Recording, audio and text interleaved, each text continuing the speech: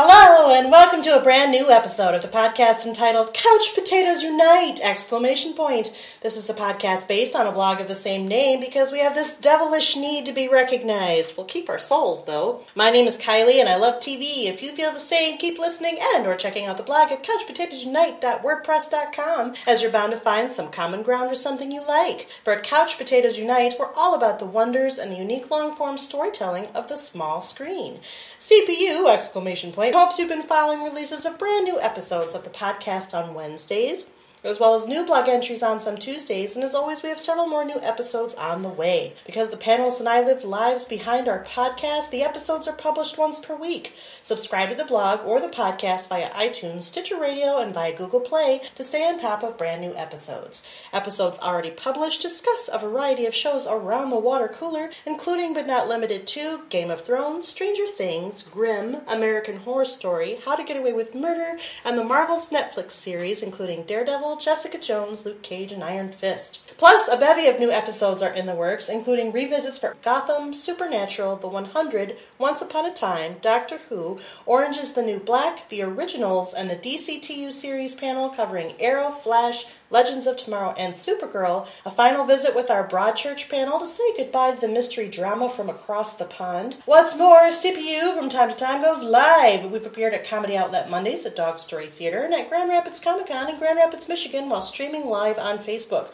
More live appearances are being planned, so make sure you like us at our Facebook page, our Twitter, follow us at CPU Podcast, our Instagram at Couch Potatoes Unite, and or our Pinterest at CPU Podcast, or subscribe to the blog, our YouTube channel, our iTunes channel, our Stitcher Radio channel, or find us on Google Play. In the meantime, if you don't hear your show in this podcast format, fellow panelists and I still write reviews, and we're always seeking new panelists, so if you have any interest in joining the discussion, say hello by finding us at any one of those outlets I've mentioned. At the very least, stop by and leave us a thumbs up, comment, or review. We like feedback, but remember to keep those fangs to yourselves, please. We're not really trying to be vampires today. Today we are around the water cooler and recapping the final abbreviated second half of Season 8 of the Vampire Diaries. The series finale aired on March 10, 2017 on the CW. The Vampire Diaries, as conceived when it premiered, follows the life of Elena Gilbert, played by Nina Dobrev, a teenage girl who falls deeply in love with a 162-year-old vampire named Stefan Salvatore,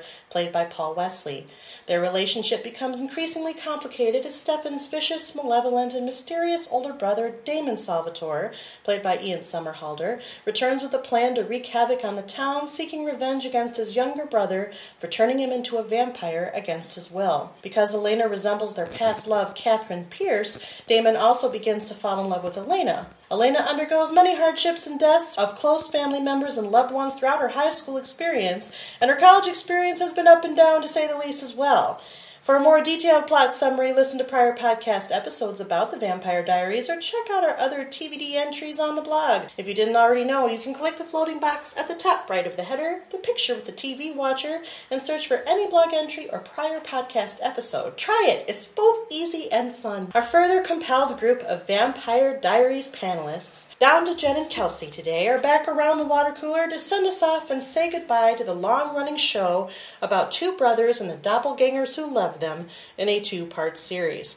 In this first episode, we'll digest the back half of Season 8 and the series finale. In a second episode, we'll look back at the entire series. Before we do, as always, I want to take a moment to double-check the panel's temperature. After all, as we all know, sometimes a TV show can take turns for the better or the worse in our heads, or could continue its level of awesomeness or lack thereof, depending upon its story evolution. It should be noted that all of our panelists have viewed the entire show to date and will, let's face it, discuss sensitive plot points. So, for those of you who are not caught up on the Vampire Diaries, listen at your own risk, as there may be major spoilers. Welcome back, panel. How are you? Great. Good. Are you ready to talk about the end of our show? Yes. Yeah. Aw, Jen, are you sad? A little bit. Yeah, right? Me too. Probably I just watched the end, right before I came, so I'm still hung up. Oh, you're extra emotional? I understand. Well, let's check your temperature. We do this every time, and this is going to be one of the last 2 times we do it, so we should be consistent. So, how would you rate your interest in the Vampire Diaries now that you've watched all 8 seasons? Did you watch it because, though you acknowledged the show had its flaws, you love vampires, and maybe it was so bad it was good, and or you believe that the show could redeem itself, and that it did in the end, you're most invested in and or love the brothers Salvatore, like Damon Salvatore. You watched it because you needed to believe it could atone for its wrongdoings, and or you watched it to look after Damon, the so-bad-he's-good brother, who might have been your favorite character in the end because you're still invested in the brothers Salvatore, like Stefan Salvatore. You watched it because you needed to stand by its side until the end, good or bad. Plus, you were invested in the romances, especially Stefan and Caroline, like Caroline Forbes.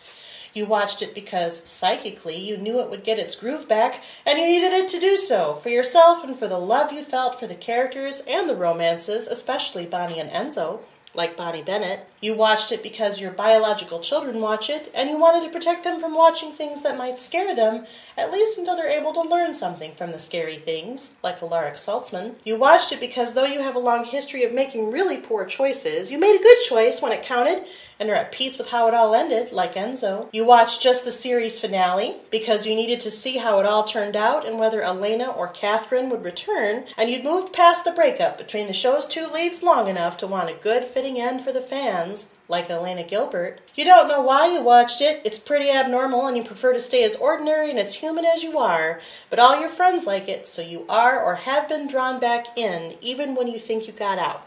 Of course, you may like it more than you've been letting on after all this time, like Matt Donovan, or you stopped watching or you jumped the shark because, spoiler, you got sucked into hell, or only watched it to hate watch it because that's the kind of manipulative, hell-ruling bitch you are, like Catherine Pierce. Who would like to start? I love that last one. I had to do an ode to Catherine. It was essential since they brought her back. Spoiler. Fine, I will go. Okay. I know. See, last time it says right here. What's your name again? Damon. Oh, I'm Jen. Hi, Jen. Hello. I'm still Damon. Okay. For sure. I'm probably for sure Bonnie. Full. I think I was just a little bit before. Yes. Full now. And I think I'm a little bit Stefan. And a little bit Carolyn Forbes, except that I'm not invested in their romance. Everything prior to that. This is very complicated. Does that make me Caroline? Bonnie's also invested in the romances, so you could leave Caroline off. Well, I needed to just stand by to the end. Basically. Oh, I see. Okay, I see where you're going with this. The good and the bad, because there was a lot that... I'm doing the wave of ups and downs. That's good you explained that to the listener. So, yeah, that's it. Done. I don't know. None of those. Oh, you mean just 4? Just those. Just those. That's it. But really only Foley 2 and a little bit of the other 2. Okay, I think. The first 4. Welcome back, Jen, Thank you. the 2 Foley and other 2 dash of 4. I had to make things complicated. Yes, a little. I'm Kelsey. Hi, Kelsey. Hi. I think mine is also complicated, but not in that there are that many. But I think that I am still mostly Damon, because I do love vampires. And I do think the show was so bad it was good.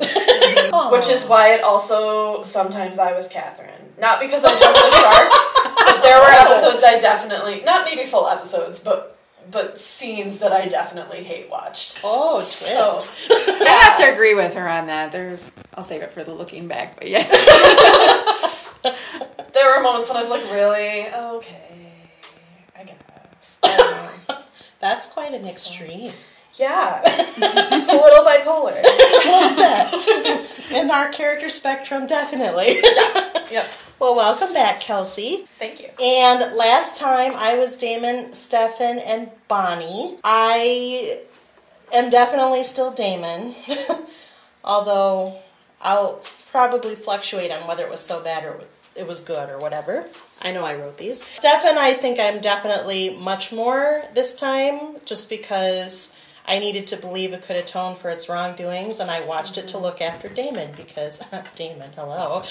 Well, yeah. And then, I mean, that's been a consistent theme. I've never wavered on that. And then, as far as Bonnie is concerned, I don't really think I'm her. I mean, I can't say I knew it would get its groove back. I did need it to, but I didn't know it was going to do that. And I don't care about the romances. really much at all, except for Damon and Elena. So I think I'm going to stick to the brothers Salvatore, which is very fitting from where I'm standing. And I think the descriptions this time, Stefan and Damon are really similar. Mm-hmm. They are.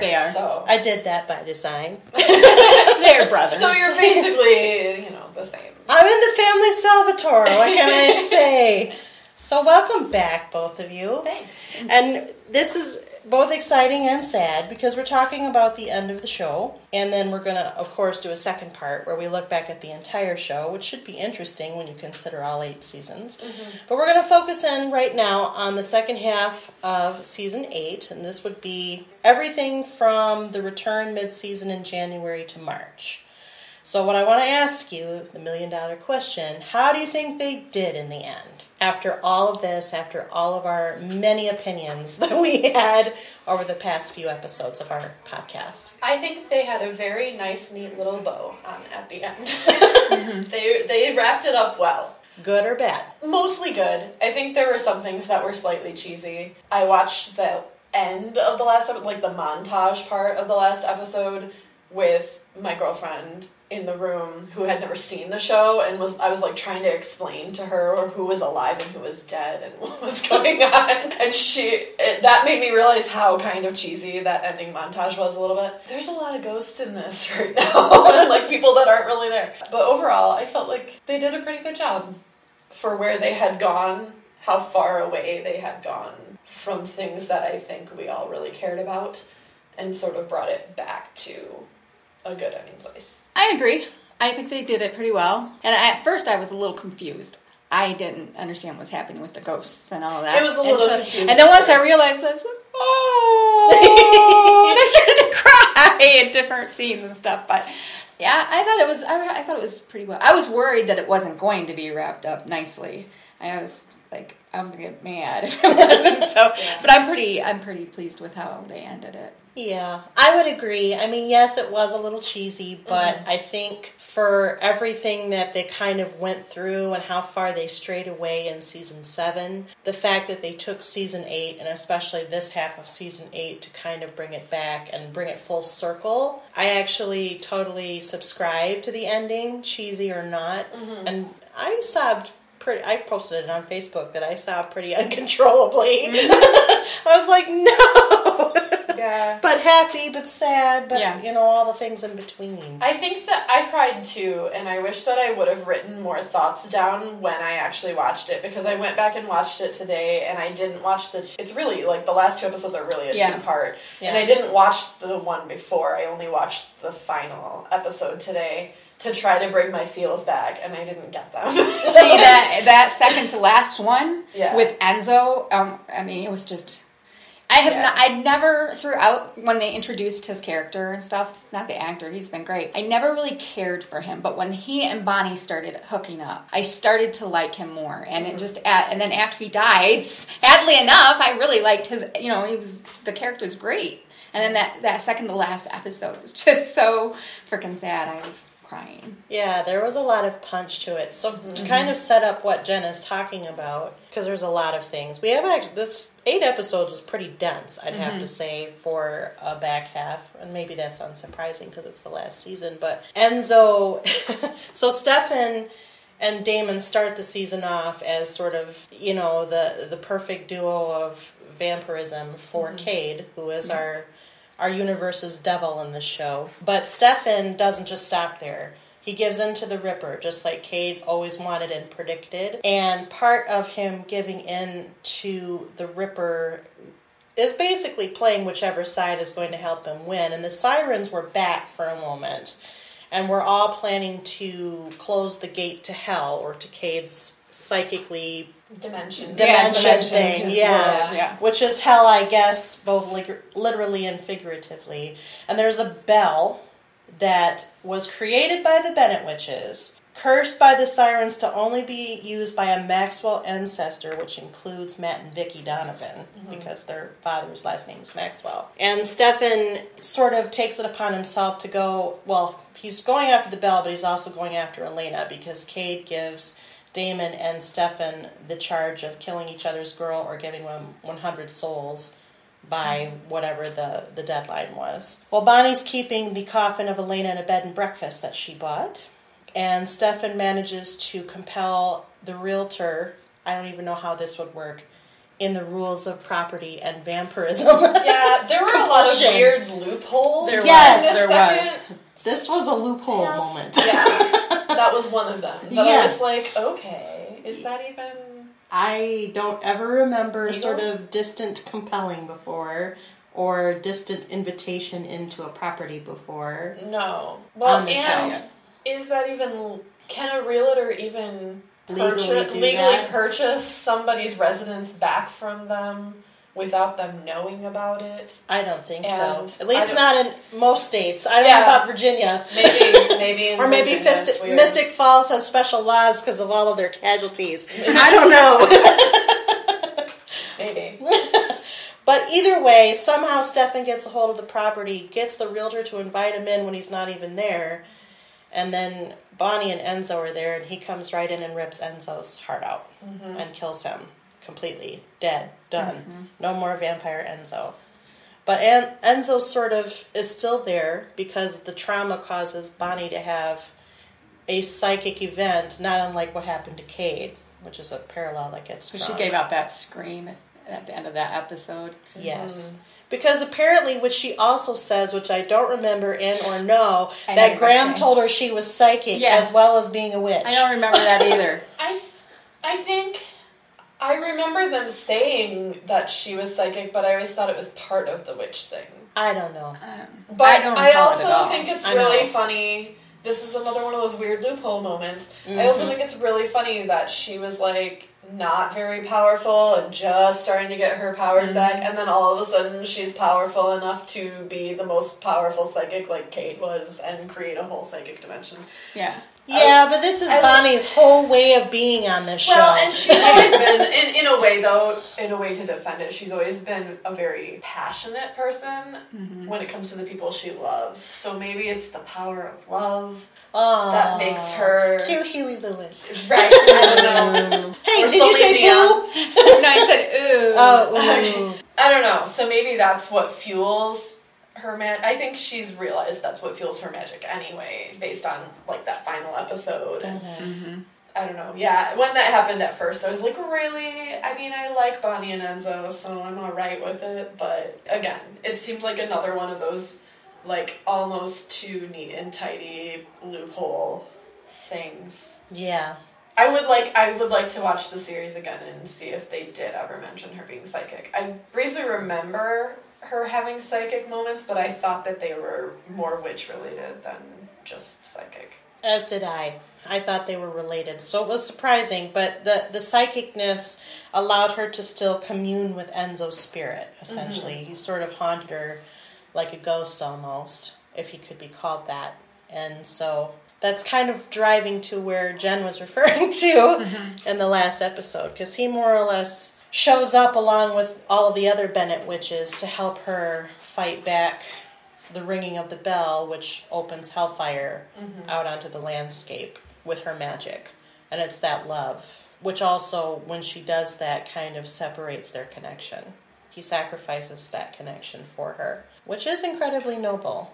And it's not at all Diet Damon. No, that's true. So thank goodness we moved away from that. Yes. But, it's weird that they say he sacrificed the connection, because then in that final montage, there's that moment where she finds, like, the necklace and stuff, which, by the way, side note, she's holding a pamphlet that just says Africa. And I was like, really? There's no country. That was a little racist. So, racist side note. Then he shows up there at, as a ghost, in quotations, whatever, and it really seems like she feels him again. And I'm like, I thought, okay.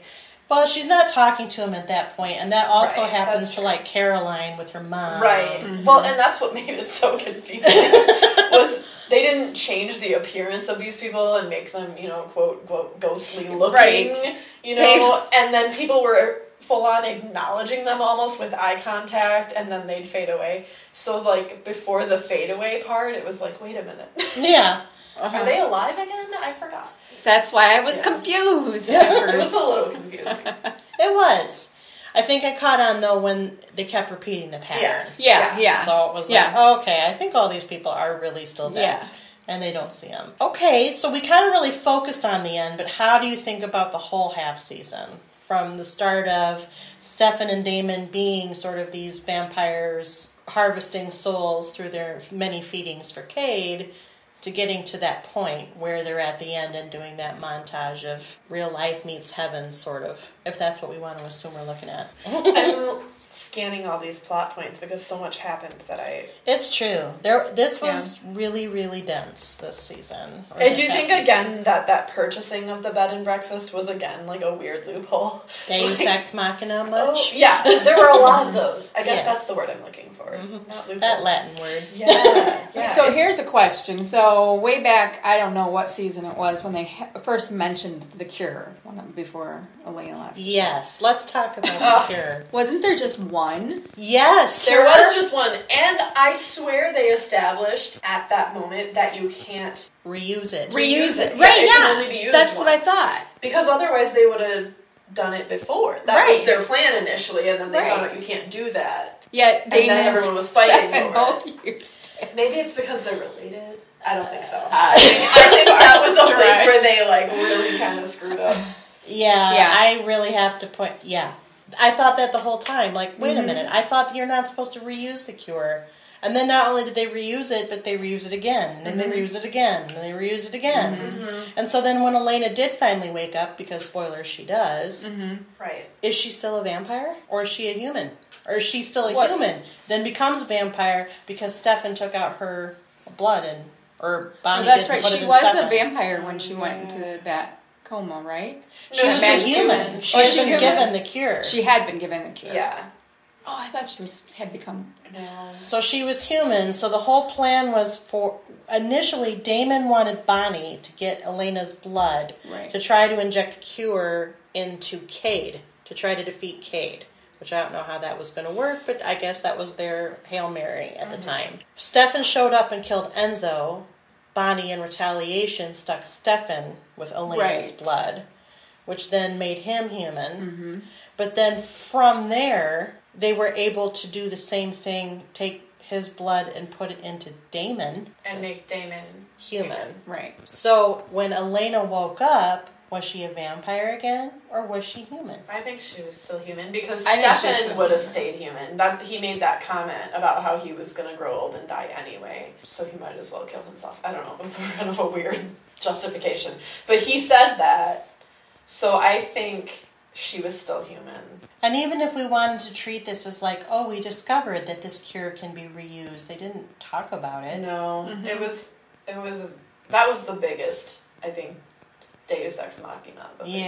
Was just like, oh.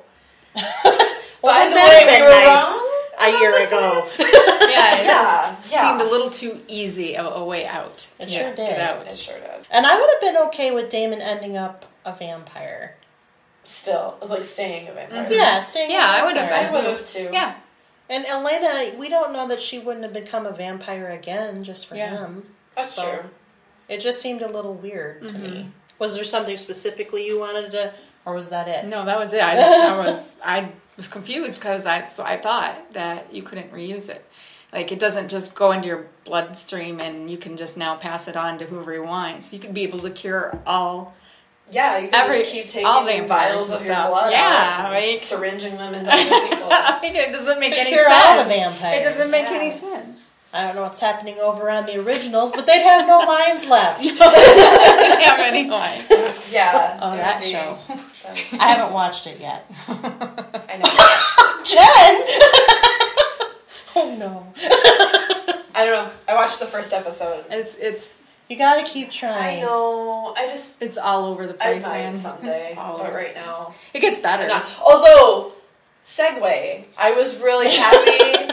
I always liked the fact that Klaus was obsessed with Caroline, and I was really happy that they threw that little shout out in at the end. Yes. With him donating so much money to the Salvatore boarding house because of her. Which I think, although this is not confirmed, but has been sort of teased in the press, Caroline may be appearing recurringly, if not regularly, on the originals. Oh.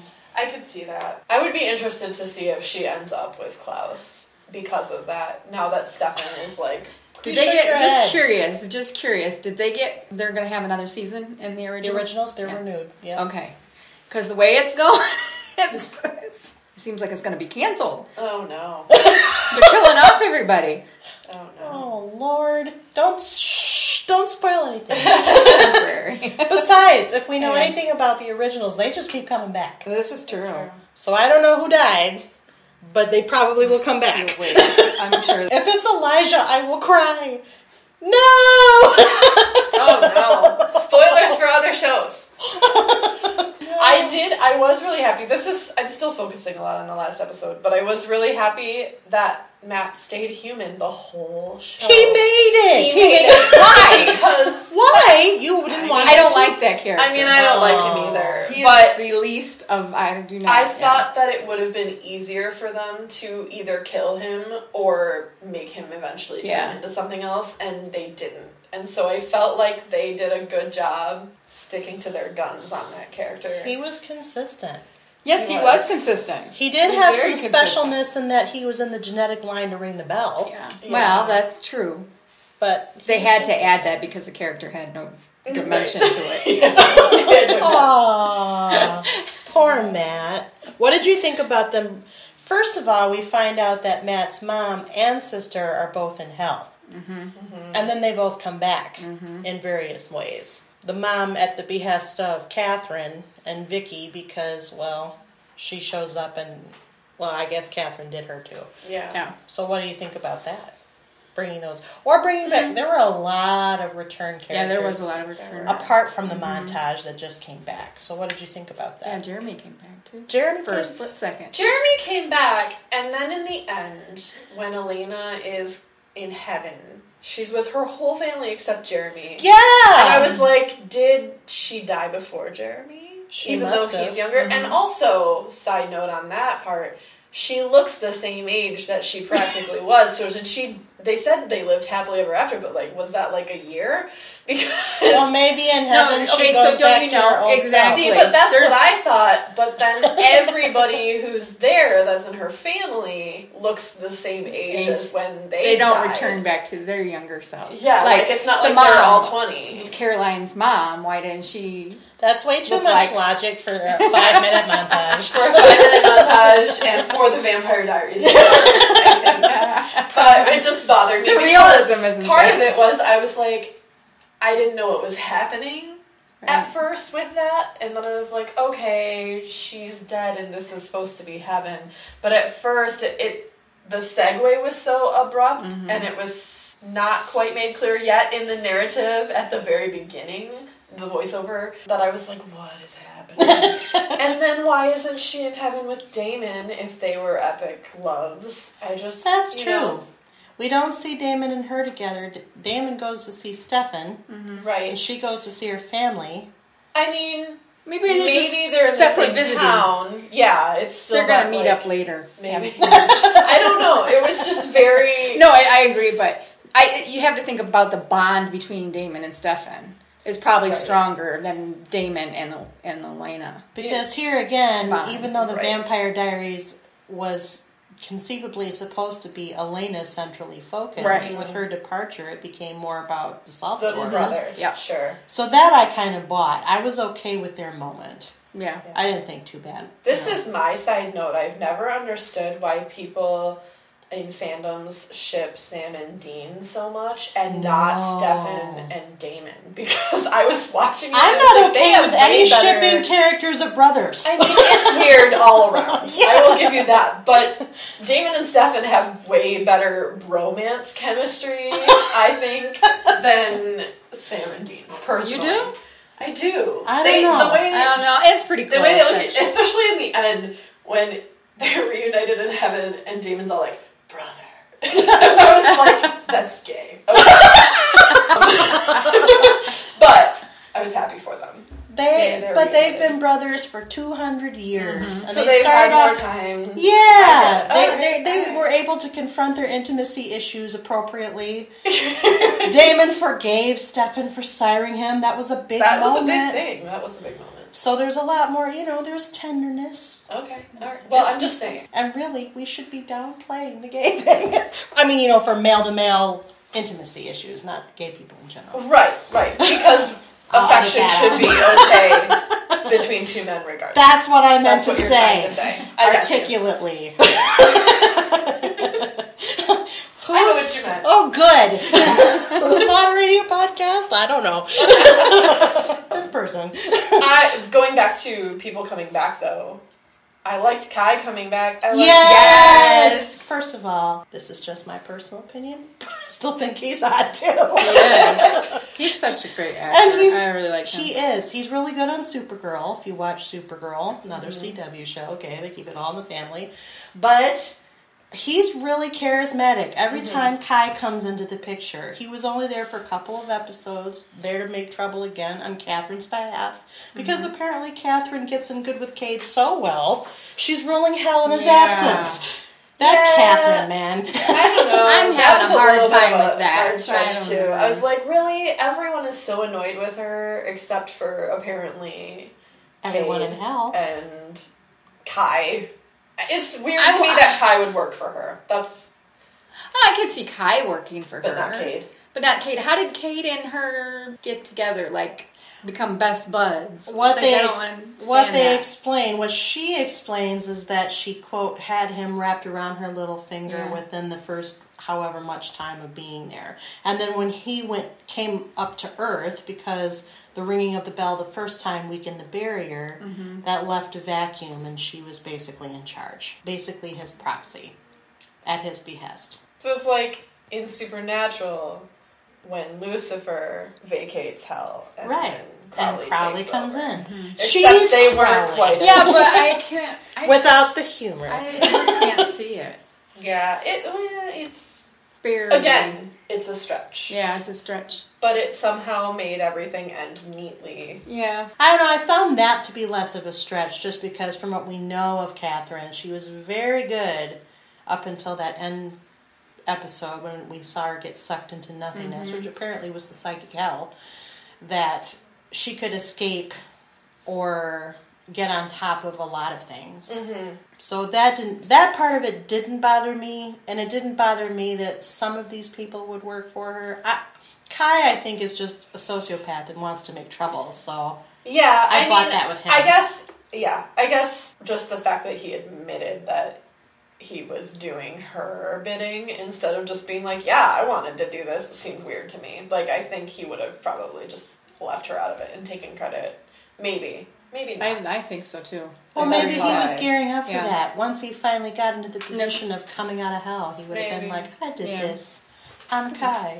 I'm Malachi, whatever their last names are. Yeah. Because he just seems like he'd be his own person. He wouldn't be working under anybody. Maybe. Unless there's, like you say, unless he could get something out of it. Which I guess in this way he was getting something out of it by being able to be a sociopath. But on Earth. That's true. He got to come through the barrier. That's true. Yeah. That's true. So I think you made the point. Yes. I've talked myself out of thinking it was out of character. But yes, I agree. I loved Kai being there, and I'm glad that they brought him back. I'm glad he got a reprieve on Supergirl. I really don't know what's going on. I haven't watched that one yet either. But he's very charismatic, and I love his scenes with Damon probably the best, because they go back and forth. They're so snarky. Very snarky. So much snarky. It's just like a snark off. It's great. It is great. I love it. What else happened this half of the season that's important that we haven't discussed yet? Do we care about the sirens at all? No. Not really. They were dumb. Kate killed them with a snap of their neck. Yeah. After all that trouble they made. I know. It seemed really anticlimactic in the end. I was like, well, I'm just glad they're gone. What about Stephanie and Caroline's wedding? Oh, yeah. We should talk about that. That was in the second to last episode.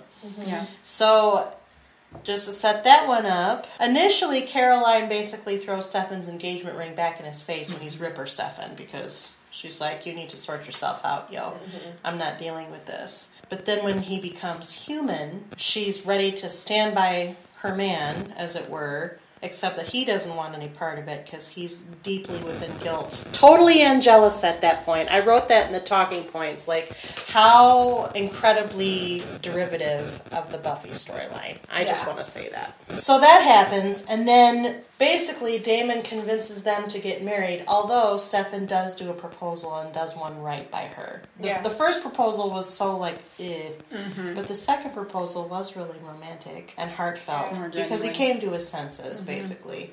And then Damon said, you all need to get married because this is a trap to set for Catherine, because Catherine is obsessed with Stefan and will never not show up. So, and that's what they did. Yeah. And so it was still a beautiful wedding. It was a trap. It was a beautiful wedding. They got through the whole thing until Kelly Donovan shows up and creates havoc at the reception. Speaking about Kelly, she's vomiting blood every now and then. Why? Because she came back to life? Is that why? And why is she killing people? Well, she's killing people at Catherine's behest. Oh, okay. That much is pretty clear. Because that was how she was able to come back, too, was Catherine. Oh, so Catherine had told her, just like Cade did with Stefan, and you need to kill whatever 100 people, that kind of a thing. Well, yeah, but I don't think it was for souls. I think that for souls. Okay. Yeah, I think it was more just because here's a list of people I want you to kill. Yeah, to mess with Damon and Stefan. Yeah, that's not good enough for me. Yeah, no. That's what she. I don't know why she. Purpose, no, but I don't know why she was vomiting blood and nobody else was. She had something wrong with her. How did she die? She said she got sucked into hell too. The same season Catherine got sucked into hell. But in the second episode, because I just watched it, she told how she died. Nobody knew that she was dead. She fell or something. Oh, okay. I just wondered if it had to do with how she died. You know, like if she... She was one of those people that died, was trapped on the other side, came back for a minute, and then the other side collapsed. And that's what happened to all the people. You're right. She was on that. Mm-hmm. Yeah, I don't know then. Why can't I remember exactly what she said? I just watched it. Because I was just wondering, if she OD'd or something. No, but she didn't. She was a drunk. Yeah, she was a drunk. Right, I remember that. I don't remember if she drank herself to death. I don't think she did. I don't think so. Yeah, I don't remember. I feel like somebody. Maybe they just wanted it to be creepy, so they made her vomit blood. I don't know. But nobody weird. I couldn't understand that. Like Vicky died by vampire. Yeah. Men killed her. Yeah. But there was nothing wrong with her. Yeah, she wasn't vomiting. Yeah, I don't know. That was strange. What we're discovering is that there's no consistent rules for all these little things they jammed into these episodes. Again, not surprising. I just thought that maybe I missed something. It's quite possible. They did not ADD. have the best people. I don't know. What would that job even be called? Like... making sure things were canon within their own... Continuity supervisor? Yeah. Like, whoever their continuity supervisor was might have been skimming some things when they were supposed to go back and look, because it seemed... Yeah, it just seemed... I don't think they have one. Yeah, either that or they were too intimidated by the writers to be like, no, that's not... continuous? I don't know. Yes. That doesn't work. Right. Yeah, I don't know what happened there, but... I don't either. I've always felt like that was kind of a weakness with this show, which is part of why I would hate watch it, because something like that would happen, and then I'd be like, that's not... I'm pretty sure you can't do that, but okay. The thing about it is, with some shows, and it's funny that we're talking about continuity because we're gearing up to do a Gotham podcast. This one jumped the shark. She was so frustrated about it. And I've missed so many now. I have to wait till it's on Netflix. Yeah. I've missed the entire season. Yeah. I have to wait. But they have kind of the same problem where they're just tossing things out within the Batman universe and not really... And not even... They're very deliberate about saying they're not on canon. Mm-hmm. And then they don't even follow their own rules. But with Gotham, it's glaringly noticeable. Mm-hmm. Whereas, however they do it on this show, and however they've done it all 8 seasons, it moves at such a pace. Yeah. And the twists do seem to come out of nowhere sometimes. Not so much in this latter half of the series, but certainly overall there's been a lot of good twists that you don't start really thinking about all of these continuity breaks until you think back. You're done watching it and you think back, like, for this discussion. And then you're like, oh, yeah. Yeah, they do a good job of distracting you from their errors, but it's just kind of weird. Like the whole thing about Bonnie, was she psychic? Did she, and like, that was my main criticism of the show in general. And granted, it was very soap opera-y, and I've never been a big fan of soap operas, so I don't know if that's just part of the genre, so to speak. I watched a few episodes of General Hospital when I was a kid, but that's all. So I don't have anything to compare to. Well, I watched, like, 90210 and Melrose Place. It has aspects of both of those shows. It does. And by 90210, I mean the original one. Beverly Hills 90210. Not this other tripe they released and canceled quickly. Yes. So, I don't know. I don't know if it's by virtue of the fact that it's a soap opera. It's kind of hard to tell because the first 4 seasons, and this is kind of hedging a little bit into our looking back, and we'll talk about this in the second part, but I feel like it was much tighter and there was more continuity. It's only been in the seasons 5 through 8 that we've all started going, what the heck is going on? Well, and that's why I so seriously considered jumping the shark a few times. Like, I would have to catch up with either full seasons before we would do stuff or half seasons because I just wasn't watching it religiously anymore. I think because of that. I think that was a huge, I guess, turn off. I would just say more like giant annoyance for me. But I did want to know how it ended. Exactly. And I'm what's that? I don't know. I have a completionist. A completionist. So it's like, I want to finish it. I've stuck with it this far. But I'm a completionist too. I was relieved. I was kind of relieved when they said this was the last season, only because I was like, good, I don't have to keep watching you ruin the show. Oh. And then they ended it well, and I was like, okay, good. Because I don't know how I would have been if there was a season 9. Yeah. I don't think, it was good that they ended it when it did. Although I was upset at first. But. Well, and then they brought Nina Dobrev back, and we knew she was coming back, and then when they brought her back as Catherine first, that was actually kind of good because I was like, oh my gosh, is Elena not coming back? That's what I thought too. I didn't think they were going to bring Elena back. And I also feel like knowing that Nina and Ian had that relationship, Catherine was just so much better when she came back. I think you're right about I feel that. like Nina had found her stride with Catherine at that point. And then honestly, I was a little disappointed that they didn't have more for Damon and Elena at the end, but I get why. I was going to say, you know why. And I didn't even remember them kissing when they were reunited. I was they did. I watched it today. They kissed for about 3 seconds, and then there's a giant hug after that.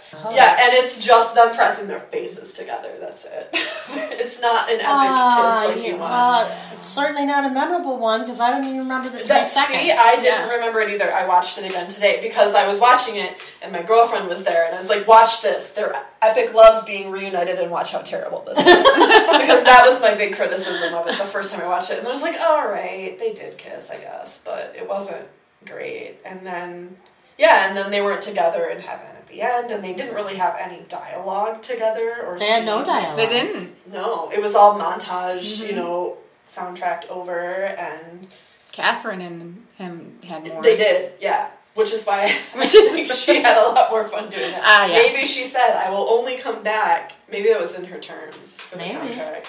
That she would only give this much screen time to Elena. So figure out how you're going to do that.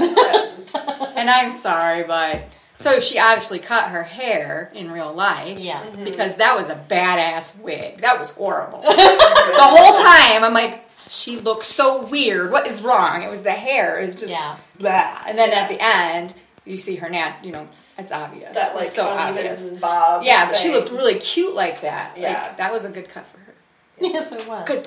I was thrilled that they actually.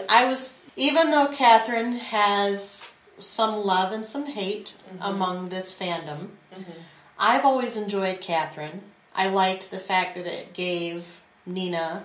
Because Elena bugged me for a large part of the show. Especially when she was with Steph, obsessed with Stefan, and it was very I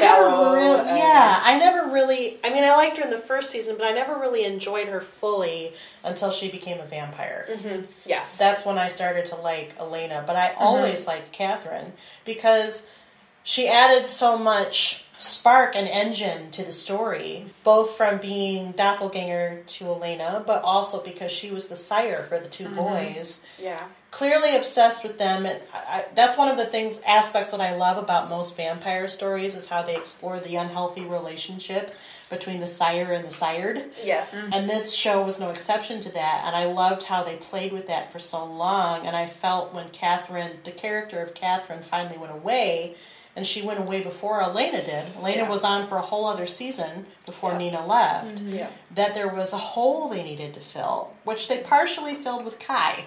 And that was all right. I love Kai too. I think he's really awesome, but he didn't have that same dynamic with the brothers. That really was more about Bonnie and Joe and Damon and Alaric. I mean, he had dynamics with all of them, but they weren't as affecting as Catherine's were. And that's why I was so happy. I thought, oh, yes, they brought her back. Now, did you buy the way she came back, or how she came back, or who she was ordering around? I didn't care so much. I guess by that point I was happy that they had gone that direction and that they kept the Elena reunion to a minimum because then it felt more satisfying in the end. Even though the kiss was not. No, well, and just the overall chemistry and overall emotion felt off. I'm like, you have been in a magical coma for how long? And maybe for her, because she was in a coma, that's not as... she probably feels like she just saw him. I don't know. But she should still be happy to be out of the coma. I felt like she had more emotion reuniting with her female friends. Yes. Than she even did. Stefan. And Stefan. I felt like Stefan had a moment when they crossed over. And they tried to make us think that he was being like, I still love you. And then it was all about Caroline, which was good. Yes. Because I was going to be like... Do you still buy do you buy yet that Caroline is the love of Stefan's life? I don't. No. Do you know, I'm all for platonic friendships between men and women, but I really feel like Lexi and him that would be a good match. Would have been a good match. And when they were reunited after he died, I was like, look how cute that is. I know, like chemistry Lexi. And everything. I really like that character, Lexi. Yeah. I never felt the chemistry, I suppose some chemistry, but nothing that made me think, Caroline and Stefan. I think Caroline and Alaric had better chemistry. Yes. And there was a moment where Alaric looked at her wistfully, like, you need to come with me so that you can be with our girls, but also be with me. Yeah, I don't think for him, I think he used the girls to justify it a little bit, but I think once, she was pregnant with his kids, and I think that he did end up actually developing real romantic feelings for her. And I think she did a little bit too, and I think she denied it. Yeah, or suppressed it in favor of Stefan. Yeah. Which, I'm not going to be, I don't know where everybody feels about Stefan nowadays. First of all, let's talk about some of our predictions that we made, because I think we should talk about the series finale before we talk about the predictions. We sort of already hinted at the Hell's Bell, that's what I called it. The Hell's Bell, ACDCQ, ringing to open. They should have played, if it was Supernatural, they would have played that song. I know. And I would have laughed. And it would have been awesome, and then the Impala maybe should have driven into Mystic Falls, but that's fine. That never did happen. That never did happen. I still think that's good, because the lore for vampires is completely different than those universes. I agree. Yes, they are. I agree. It would have screwed with my head too much. Yeah. So essentially, Catherine wants to lay waste to Mystic Falls and everything in it. She's had it, she's done. She wants to take everybody out. And, of course, Matt won't ring the bell. It has to ring 12 times, and she tasks Vicky's ghost, I guess, with ringing it every 5 minutes for 1 hour. Until basically while her dad and her brother are going to watch. And in the meantime, Catherine takes Elena away, traps her in the school. And then we've already alluded to the fact that Bonnie magically gets magical again and stops the hellfire. But the piece of it that we haven't really talked about is the plan set for Catherine by Stefan and Damon, where they're kind of going back and forth about who's going to sacrifice or martyr themselves to Catherine. Which was so annoying. I hated those moments. I was like, just somebody do it. So are you happy with how it ended up? Yes, because I think I would have been sad if Damon and Elena hadn't been reunited, even though it wasn't what I was hoping for. Because Damon tries to compel Stefan to be the one to go, and Damon stays behind so they can basically get Catherine with the cure again. Again. Yeah. So that she can't run away from the hellfire. But then Stefan, he goes in there on Vervain. Right, he's like, joke's on you. I've been on Vervain this whole time. Because I knew this was going to happen. Cough, cough. So Deus Ex Machina. Okay, yeah. Well, that one I bought. I did too, because it would be dumb of him to not be on Vervain, That's what I'm with all the saying. vampires he was around. And he knows. And, Yeah. you know. And he knows how manipulative Damon can be, even when the intentions are good. And he knows that Damon would do anything to save Stefan, no matter what it is. Yeah. Stefan and Elena. Damon comes right out and says, it's the two of you, Stefan and Elena. Yeah. I would do anything for the two of you.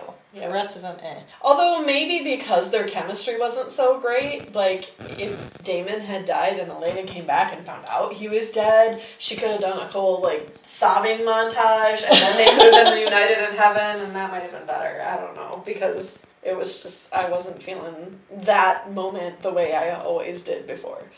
But I just think someone had to do it. It was really annoying sitting there watching them fight Kelsey's over like, it. just die. Somebody die. Somebody just die. Just kill Catherine. Well, and I love the way that he casually is like, these tunnels connect from here to here.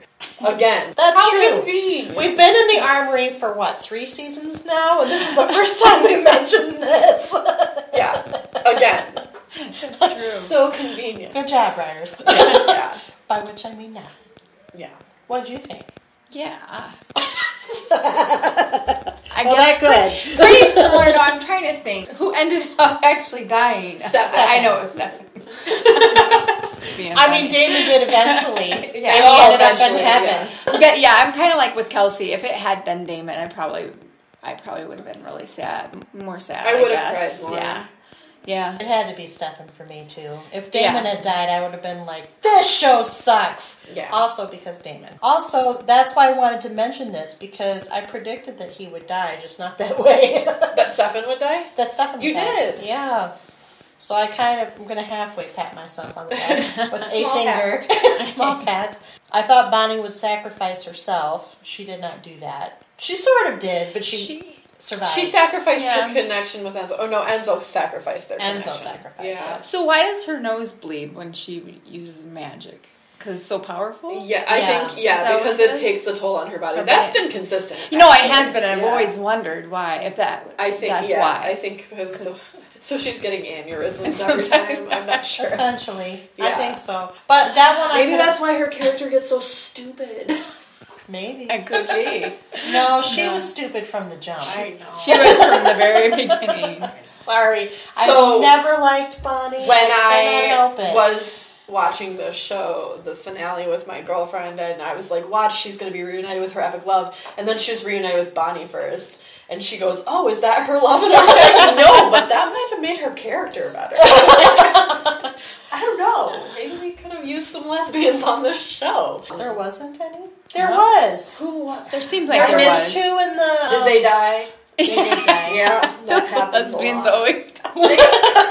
All the lesbians die. So sad. So far, this is true. I mean, at least there's representation, but we gotta work on that. Yeah. Like, They were part of the crew that... yeah, why don't I remember? Oh, yeah. They were with Kylie. Yeah, they were. They were with Yes. yeah. Yep. They didn't really say what happened with the twins. They went to the school. Other than the magic school, but Yeah. they didn't No, but you hint know to what? when they I'm grew so up. glad they didn't die because Well, yeah. they kept putting them in danger, which worked very well, but it, like, maybe because I'm a parent or something, it struck me even harder, and I was like, oh my god, no. I wonder if they'll use them, pull them over to the originals. I don't know. They're cute girls. I could see them doing that.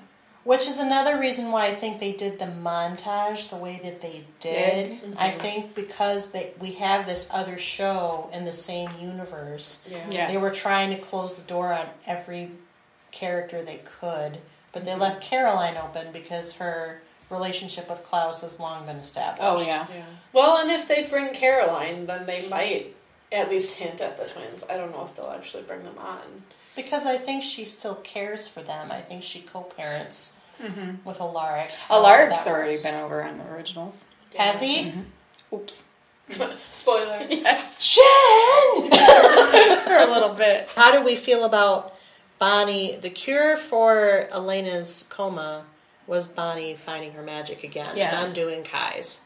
Was that okay to you? Took her long enough. Yeah, I guess that's what... I feel like... Well, what they're basically saying is that she had the magic within her the whole time. It was just locked. It was very Dorothy and kind Gale. of, Enzo kind of helped her. Dead Enzo. Slippers, what can I say? Right. Helped her unlock it. Right? Yeah. Dead Enzo helped her. Right, feeling that love. Yeah. Because again, I think it was fueled by love. Which kind of, didn't she kind of lose it right around the time Jeremy left? She lost it. She did. I mean, she did put it away. She lost it when she became the conduit for the other side. Right. And then the other side went away and she came back, but she didn't come back as a witch. Or she came back as a witch but unable to use her magic, I guess, is what we're supposed to say now. Yeah, that was strange.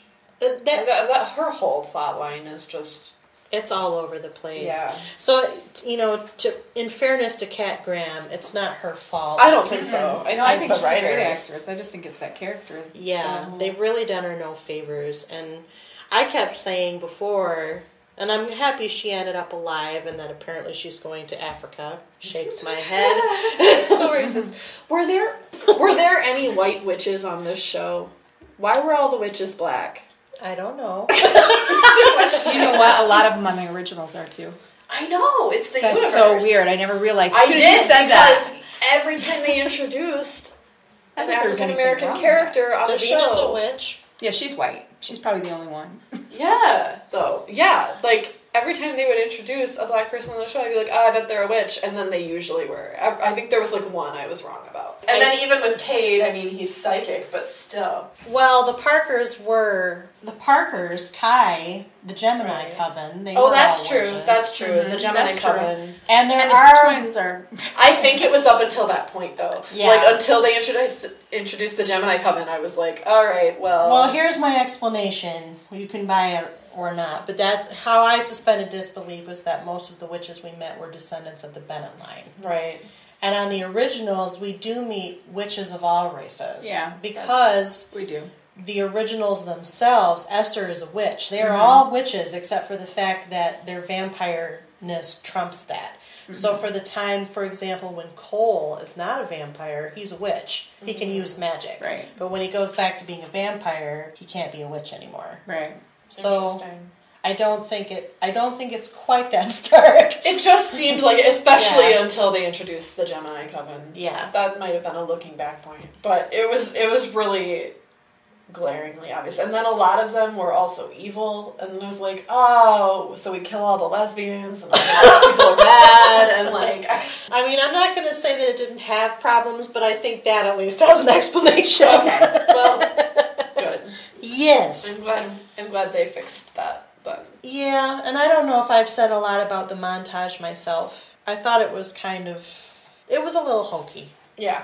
But by that time, I was so kind of blubbery over the fact that Stefan had, sacrificed himself, and then he got to see Lexi, and then Elena came out, and she was so happy to see mostly Caroline and Bonnie, but then I guess Damon. She was like, I guess I remember I love you. Yeah, and then we saw these echoes of the ghosts, and it was hokey, but it got you in the feels, and I think after all the time, it's one of those, this is an 8-season show. We've invested a lot of time in it. Not all of 8 years, but that's what it feels like. So there's a little bit of that release, too.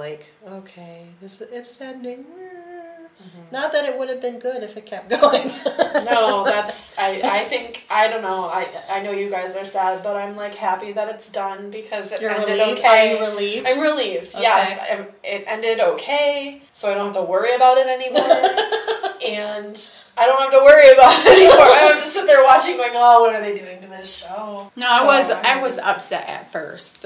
Clearly on one of the podcasts, I'm sure I've verbalized that pretty well, how upset I was. But but now, it needed to end, and I'm glad that it did, and I'm glad how it ended. And I agree. I was upset that they announced that it was ending too, but only because I wasn't sure how they were going to wrap it up neatly. So kudos to them for wrapping it up neatly. I think Even though there were a lot of Deus Ex Machinas. I think I was more upset when I found out that Nina Dobrev was leaving than when the season got canceled. I think so too. I was too. Well, I think you're right. I think that was the start of it. Like, that was what... Well, because, and this is something we'll talk about on our Looking Back section of this series, and this is something, listener, that you can ponder as well, but arguably, I mean, I don't understand, there are some other shows that are doing that this coming season too, why shows or networks insist on keeping shows alive when their main character disappears. They could have, and that season 6 finale was so wonderful. She didn't have to end up in the coma. They could have written it something else, and it would have been an excellent series finale. But they insisted on keeping going. Now, I don't know who motivated that. Ian and Paul had producer credit by that time, so maybe they wanted to keep going. I don't know. I agree. It was time for it to go, and I'm glad that it went. But at the same time, I'm also sad, just because, at least for a time, this show was truly entertaining. It was in my top 5. It was my top 5 for a while. Yeah. But then fell. Yeah. Fall from grace, if you will. Yeah, I think it would have been more solid and there would have been less continuity issues if they had ended it when Nina left. Yeah. And it was nice, that then there was a focus on the brothers and their relationship, I guess, because then it's not so cliche of that romantic relationship and the love triangle and all that stuff that those elements are borrowed from every other show ever. So it was nice that there was the focus on the brothers, and it was nice that they wrapped that up by having them reunite in heaven, and especially because Damon's big worry after Stefan sacrificed himself was that he would never see his brother again, and then we found out he did. So Damon's happy, everybody's happy. I'm also sad Jeremy didn't get to talk. Yeah. They brought him back for this much. Like a smidge, but we saw more Tyler. Yeah. Yeah. I just Kelsey rolled my her eyes. She does not like Tyler. I don't. So let's see how our predictions and wishes did. Kelsey did predict Stefan would remain a Ripper, at least for a while. Although he didn't stay that way. No, that's okay. I predicted that Bonnie would sacrifice herself to save Elena. That's sort of true. She just survived her sacrifice, essentially. She was going to sacrifice herself for everybody. Jen thought that Damon might sacrifice himself to save Elena. That was sort of true, but for the fact that Stefan injected him with vervain. He sure tried. He sure tried. Or Stefan injected himself, I should say. Kelsey, you were very insistent that Bonnie and Enzo should just die. And then once Enzo died, wasn't it better? I don't know. I would have wanted to pick her, but that's just me. Well, yeah. But then I don't.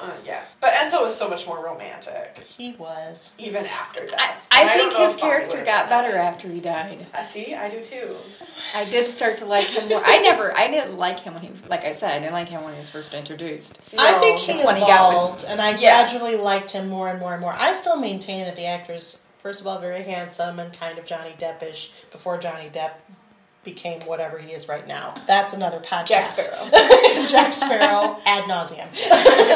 But I do think that there was a progression for this character, and in many ways more progression than some of the characters that have been on the show since the beginning. Yes. Yeah. So for him, that's why, yes, he was an extremely romantic character post-death, but at the same time, there was really just why was it him? It made, I don't see how it could have gone in the reverse, but I still liked him better than Bonnie, I guess. Kelsey predicted that the characters would try to kill Cade, I think that was what they had to do, though. Yeah. How do we feel about the offing of Cade, the actual devil? You want to expound on that? I just think after watching the CW so many times, they just are so good at establishing these villains as like the epic, big bad, and then just making it so easy in the end to kill them that I'm kind of numb to it now. But I still maintain that that's what happened in this as well. Like, no, I agree. I think it was way too easy to kill him. Oh, I think so too. Definitely. Especially since he was so formidable up until a point. Like, I thought the sirens were more threatening than him by the end. Yeah, well, they were written more threatening. I don't think the actresses made them very threatening. No, I didn't like either of them at all. No. I thought they were especially the one who played Sybil. Oh, I She did awful not like ass her. I did not I was like just her. going to say, Celine was a little better, but not by still much, but not, that... no. Sybil was like that annoying drunk girl that thinks that she's prettier and better at manipulating you than she is. You did this on the last episode. Did I? Only She annoyed me so you compared much. Caroline and Stefan to the homecoming king and queen. Well, they were. All the blonde people getting together, and they're pretty, and so they have to get together. I feel like that's what happened. I stick by that. That's funny. So the only thing that we have really left to cover for this part is just, do you have any lingering questions? I listed some in the talking points that we sort of discussed the last time. Like, for example, we don't know who came first, Cade or the originals. Mm-hmm. We don't really know how Cade came into being himself, or how witches came into being. That was discussed. Yeah. And we don't really know when the sirens were born. And because of the way they chose to... They worked it this time so that the Vampire Diaries ended before the originals began, we didn't see a crossover. Not on the Vampire Diaries. Mm-hmm. No, not on the Vampire Diaries. Don't tell me anything else. Yeah. Spoiler! I mean, I guess just the lingering questions we already mentioned, like what ended up happening with the twins exactly, and all the continuity stuff. Is that even legal? And did Caroline and... I can't say. Alaric. Yes, Alaric, thank you. Or Rick. Yeah. Did they end up together? Like, did they... I mean, I know they worked on that school together, right? But did they become... They didn't say. I had a discussion with someone offline about this because there's sort of this implication that by the time we get to the heaven portion, all of these people sort of live their lives, and so what we see at the beginning kind of carries through. But what I tried to make the point was we don't know what the intervening years looked like, other than Elena went to medical school and spent her life with Damon. That's the only confirmed thing. Yeah. Bonnie went traveling for a while. To Africa. To Africa. Yeah, to Africa. Apparently only. One pamphlet. Not anywhere else. And we don't know what happened to her afterward. So when it comes to Caroline, and with the introduction of the donation and letter from Klaus, I think specifically they're leaving it open. Like, she may not end up with Alaric. That'll be interesting if she ends up over there. I think she's going to spend some time on the originals. I would. They have. I could definitely see Klaus that has been over the moon for her since forever, and has never given up on it. He talks about it even when on the show. He talks about it on the originals even when nobody on the Vampire Diaries is on it. Mm-hmm. So I think they're gearing toward that. Yeah. Which would be I interesting. think her and Klaus actually make a lot of sense, and I never really understood in the end why she didn't go that route. I mean, at first I understood, she's like, oh, you're evil, I'm good, but the lines were so blurred later on that it was like... Well, and I think that's why Stefan filled a void there, because Stefan's lines were blurrier. Yeah. Klaus is Klaus. He's narcissistic to a fault. Incredibly murderous. Wants to be better. There's some part of him that wants to be better, but then there's an overriding part. His whole entire theme of being is abandonment complex. He thinks everyone's going to leave him, and then treats them like they are doing it in progress. So it's kind of a fascinating show. At least it was last season. Oh, it gets better. Oh, well, good. I'm glad you teased it that way. The psychology of the original vampires is why you have to stick with the show. I'll try. Go back and watch. I'll try. Rebecca doesn't stay on there for very long. That's so good. if you She's don't like annoying. her, she is annoying. Well, she gets less annoying. She comes and goes, and she does get better, because I never used to like her. Yeah, she was the spoiled brat of the five of them, although Cole kind of took on that too, but that's different. He's also the lost middle child. They all have different archetypes they explore, which is why I like that too. There's a lot of human equivalent because they started off human and that carries over into their vampire lives, more so than I think other vampires. They're very complex. We highly recommend this show. Did you have any other lingering questions? No, that's pretty much it for me, I think. They took care of it all for you? Well, I mean, other than what we discussed, I had those little questions. Although now that I'm thinking about the vomiting blood, I think Kai also vomited blood. Did he? Remember when he was half in hell and half when he first came back? I remember that he tried to eat something and that it tasted like ash. Right. But I don't remember. That's because he wasn't fully on Earth. He was still partway in heaven. Mm-hmm. And he threw up blood. There was not as much as what's her Kelly name, her person. But anyways. Do you have any departing thoughts for Series 8, I keep going British, Season 8B of the Vampire Diaries? I don't think nothing I've already said.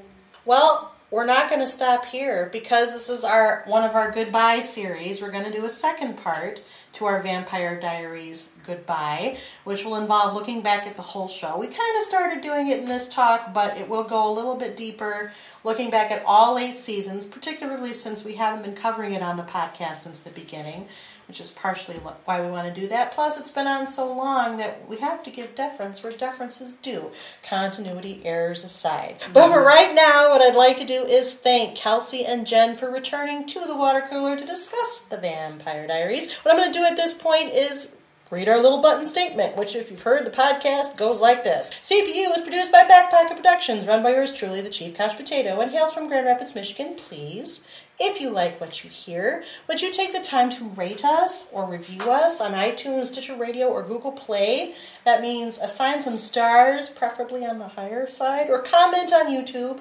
Give us a review so that we can spread the word. That's how it happens. If you have suggestions on shows we might consider, contact us at our website, couchpotatoesunite.wordpress.com, via email at couchpotatoesunitepodcast@gmail.com, or via Facebook and Twitter. Though we're adding new and old shows to chat about around the water cooler all the time. If you heard the intro, we have several more new episodes coming down the pike. We always do. And you can find us at the web or at our website. We're literally everywhere. Make sure you subscribe to our blog, our channels, our social media. Stay up on new events and episodes. Until our next episode in this series, The Vampire Diaries in its entirety can now be streamed on Netflix, so you can watch all 8 seasons. We will come back to The Vampire Diaries one more time for the second part of this goodbye series, looking back at the entire show as a whole. So until that time, keep listening, keep watching, stay tuned. Bye-bye.